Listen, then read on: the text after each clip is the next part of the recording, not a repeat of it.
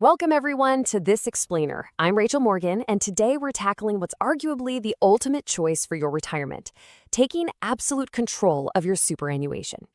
Whether you're just fed up with the lack of transparency in your current fund, or you're already dreaming of buying direct property to build wealth, managing your own retirement savings is a massively powerful tool. But let's be real right out of the gate here. This is definitely not a set it and forget it kind of deal. To actually succeed, you really need to grasp the realities of compliance, the true costs involved, and the incredibly strict rules about what you can and absolutely cannot do. So if you're ready to look under the hood of self-managed super funds, you are in exactly the right place. Let's get into it. Okay, let's dive into this and lay out our roadmap. We're going to cover industry fund versus SMSF, the real cost explained, strict rules and property traps, borrowing and limited recourse, winding up your SMSF, and finally, managing super with Supertax. Section 1. Industry Fund versus SMSF, the crossroads of control. So let's contrast these two very different worlds. On one side, we have industry funds. These are regulated by APRA, they use a profit-to-member model, and honestly, they're completely hands-off. You're getting preset portfolios, generally low fees, and you spend practically zero time managing it. But then, on the other side, we have the SMSF. Regulated by the ATO, this route gives you total, absolute control. You can invest in direct shares, property, you name it. But, and this is a big but, with that high control comes heavy responsibility. You are legally on the hook for self-managing all the compliance and reporting. Now, despite that heavy responsibility, this is a seriously popular route. Right now, there are over 600,000 SMSFs operating in Australia, and together, they're managing a staggering pool of more than $800 billion in assets. To put that into perspective, hundreds of thousands of everyday Australians have looked at the pros and cons and decided that the control and flexibility of an SMSF is absolutely worth the effort. Moving on to Section 2, the real costs explained. Time for a reality check. Now, what's really interesting about this is that for years, ASIC kind of terrified people with this eye-watering average yearly running cost of $13,900. No wonder people were scared off. But the data straight from the ATO tells a completely different story. They reveal that the median operating expense for an SMSF, and that includes auditor fees, management, and the supervisory levy, is actually just $4,139. And the SMSFs Association totally backs up this lower figure. As their former chief executive, John Moroney, pointed out, that old average was just massively distorted. You had these giant SMSFs and funds using extensive borrowings, huge insurance policies, and premium admin services, and they were just dragging that average way, way up. So when you look at the median, it's a far more realistic assessment of what it actually costs to operate an SMSF. Because of these much more accurate numbers, research from the University of Adelaide actually revised the recommended starting balance. It dropped from a really daunting $500,000 down to just $200,000. But hey, don't let that lower financial barrier fool you into thinking it's a walk in the park. Trustees still spend an average of 100 hours every single year managing their fund. Think about that. That's essentially 2.5 weeks of full-time work just monitoring investments and making sure the ATO is happy. All right, Section 3, strict rules and property traps. The holiday home myth. If you aren't spending those 100 hours paying very close attention, you are going to run afoul of the absolute golden rule before you even look at a real estate listing.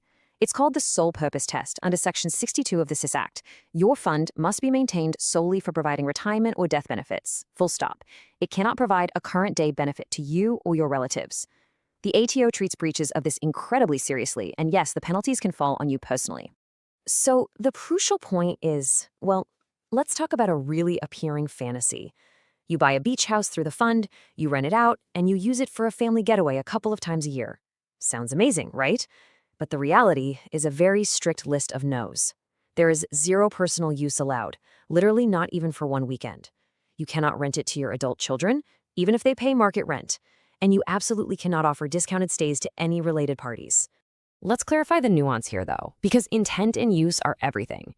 It's completely illegal to have occasional personal use or to lease a residential SMSF property to related parties. However, on the legal side, you actually can operate a short-term rental, like an Airbnb, inside your SMSF. But it must be a pure investment. All guests have to be completely unrelated parties, you have to charge strict market rates, and you need proper commercial property management documenting the whole shebang. Okay. Section 4, borrowing and limited recourse. gearing up safely. So, what happens if you don't have the cash up front to buy that property? Well, while there is a general prohibition on an SMSF borrowing money, there is one major exception. It's called a limited recourse borrowing arrangement, or LRBA for short. This is a highly specific structure where, if the loan defaults, the lender's recourse is limited only to the single asset that was purchased with the loan. It basically acts like a firewall, protecting all the rest of your hard-earned super assets from being seized by the bank. But to get that firewall protection, you have to follow a very specific legal sequence under Section 67A of the SMSF Act.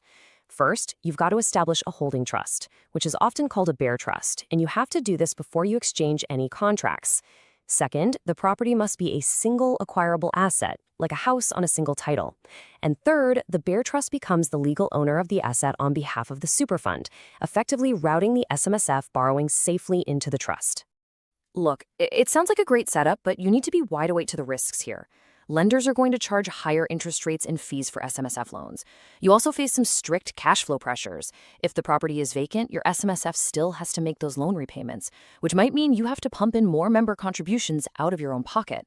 And crucially, while you can maintain and repair the property, you cannot use borrowed funds to do major renovations, like, say, adding a second story, until that loan is completely paid off. Which brings us to Section 5, winding up your SMSF, the final steps. Let's move on and see how this builds, because eventually, every SMSF lifecycle comes to an end. But you can't just pack up and walk away. There is a very rigid procedural sequence you have to follow.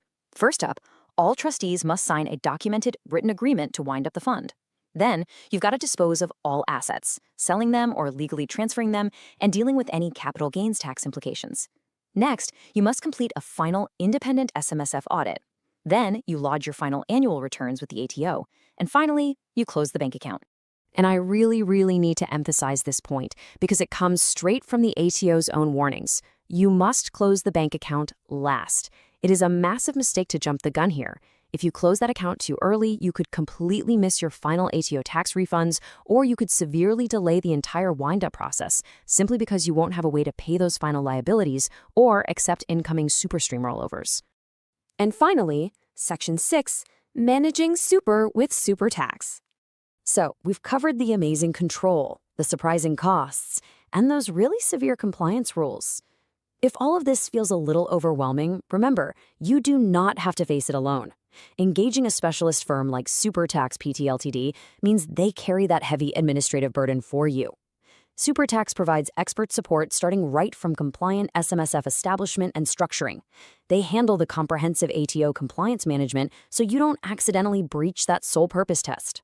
They craft tax-effective retirement strategies, and they offer professional bookkeeping and advisory services.